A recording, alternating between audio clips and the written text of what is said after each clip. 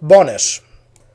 Us adjunto aquest petit document per resoldre un dubte de repartiment que ha sorgit a raó d'un dels casos o exemples que teniu en el material web del mòdul 1.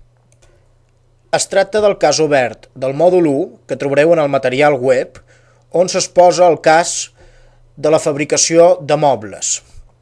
El dubte, en concret, fa referència al coeficient de repartiment de les despeses de vernís.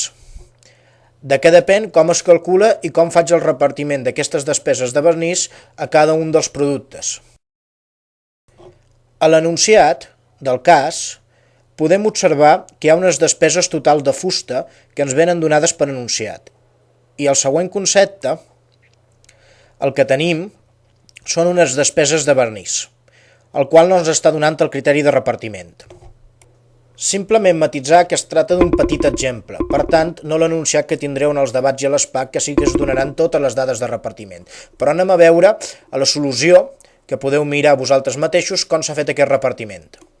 Concretament, el repartiment de les despeses de vernís s'ha realitzat en funció de les despeses de fusta, que ja el tenim donat per enunciat.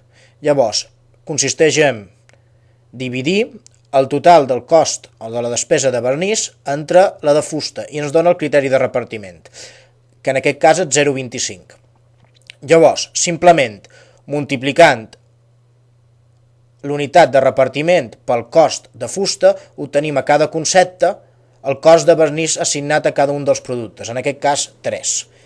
Per exemple, la despesa de fusta de les taules és 10.000, que multiplicat per 0,25 obtenim la despesa total de vernís per les taules. Així doncs, espero s'hagi resolt aquest petit dubte i ens veiem molt aviat.